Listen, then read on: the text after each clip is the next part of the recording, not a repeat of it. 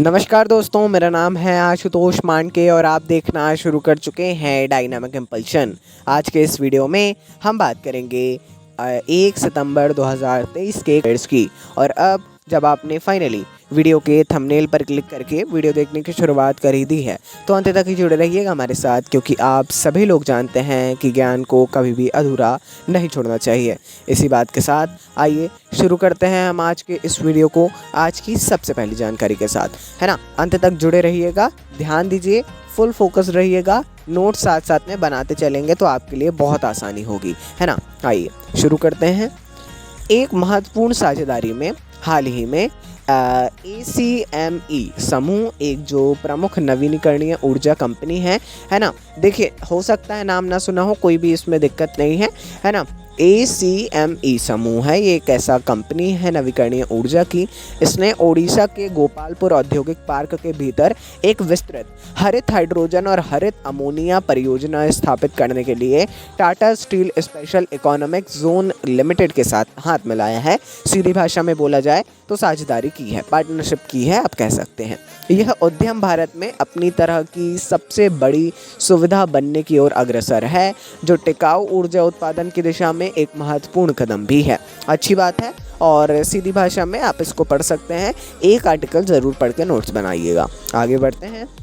सतत विकास लक्ष्यों की दिशा में भारत की प्रगति की निगरानी के लिए हाल ही में जिम्मेदार केंद्रीय think tank national institution for transforming India, सीधी भाषा में बोला जाए तो नीति आयोग और संयुक्त राष्ट्र विकास कार्यक्रम, इन दोनों ने ही हाल ही में इसमें तेज़ी लाने के उद्देश्य से एक महत्वपूर्ण समझौता ज्ञापन पर हस्ताक्षर किए हैं। अपने SDG हासिल करने की दिशा में भारत की यात्रा, यह सहयोग में देश और सतत और समावेशी विकास को बढ़ावा देने की प्रतिबद्धता को रेखांकित करता है। ये एक अच्छी बात है और सभी लोग ये ध्यान दें। आप लोग अधिकतर चीज़ों को जो है, इसके हर चीज़ का मैं कहता हूँ एक आर्टिकल पढ़ लिया करें। ऑफिशियल PIB का यदि गवर्नमेंट का है तो इसका होगा, है ना, पढ़िएगा। आगे बढ़ते हैं। हाल ही में गीतिका श्रीवास्तव, जो वर्तमान में विदेश मंत्रालय के मुख्यालय में संयुक्त सचिव के रूप में कार्यरत हैं, ये इस्लामाबाद पाकिस्तान में जो अपना उच्चायोग है वहाँ की भारत की नई प्रभारी होंगी। देखिए, वे सुरेश कुमार जी का स्थान लेने वाली हैं, जिनके नई दिल्ली लौटने की संभावना भी है। आज़ादी के 77 साल बाद भारत ने पाकिस्तान में महिला मिशन प्रमुख की नियुक्ति की है ना। ये एक बहुत ही ज़्यादा अच्छी बात है और कहीं ना कहीं एक प्रगति का विषय है ना। अच्छी बात है बहुत ही ज़्यादा। गीतिका श्रीवास्तव, नाम याद रखिएगा, IFS ऑफिसर हैं जो पहले विदेश मंत्रालय के मुख्यालय में संयुक्त सचिव के रूप में कार्यरत थी। अब ये इस्लामाबाद पाकिस्तान में भारतीय उच्चायोग में भारत की नई प्रभारी हैं, है ना, गीतिका श्रीवास्तव। आइए आगे बढ़ते हैं, देखते हैं अगली जानकारी।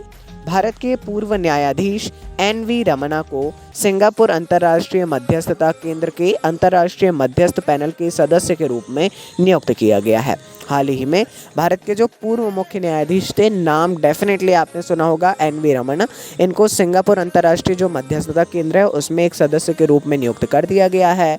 इसके जो मध्यस्थता केंद्र के अध्यक्ष हैं जॉर्ज लिम, इन्होंने मंगलवार को सिंगापुर में न्यायमूर्ति रमन्ना को नियुक्ति पत्र सौंपा। पूर्व CJI, सिंगापुर के कानून मंत्रालय, संयुक्त राष्ट्र अंतर्राष्ट्रीय व्यापार कानून आयोग और 20 से अधिक भागीदार संगठनों द्वारा आयोजित वार्षिक सम्मेलन सिंगापुर कन्वेंशन वीक में भाग लेने के लिए सिंगापुर में है। ये भी जानकारी हमने एडिशनल में दे दी है, यह भी इम्पॉर्टेंट जानकारी है। और कुछ होता है तो इसकी जानकारी आपको अवश्य देंगे। आगे बढ़ते हैं अगली जानकारी। बंधन बैंक को भारतीय रिजर्व बैंक द्वारा अधिकृत पेंशन संवितरण बैंक के रूप में सेवा करने के लिए प्राधिकरण प्रदान किया गया है। देखिए, पेंशन संवितरण बैंक जो होता है वो हर बैंक नहीं होता है।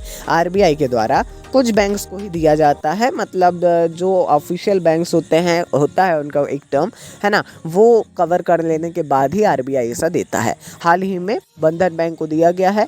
यह प्राधिकरण वित्त मंत्रालय के एक भाग केंद्रीय पेंशन लेखा कार्यालय में के सहयोग से है।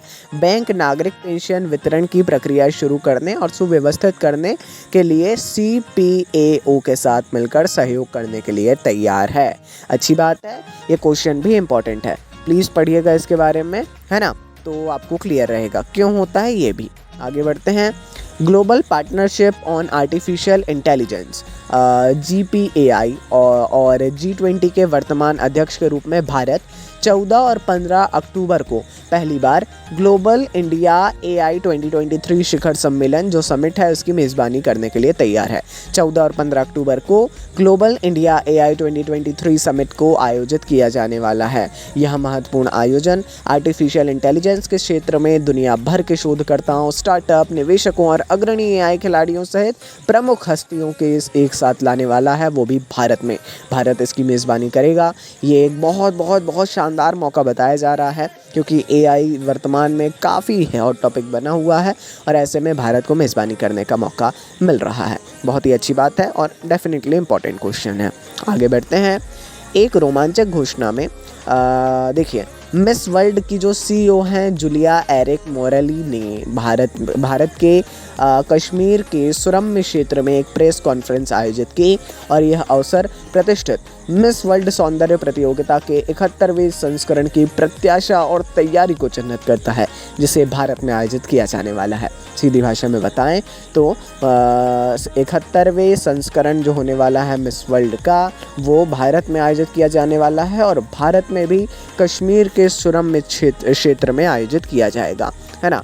मोरेली के शब्दों ने घटना के आसपास उत्साह और भावना को प्रतिध्वनित करते हुए कहा, हिंदी में है, सच कहूँ तो मैं बहुत खुश हूँ। ऐसी सुंदरता को देखना हमारे लिए भावनात्मक है।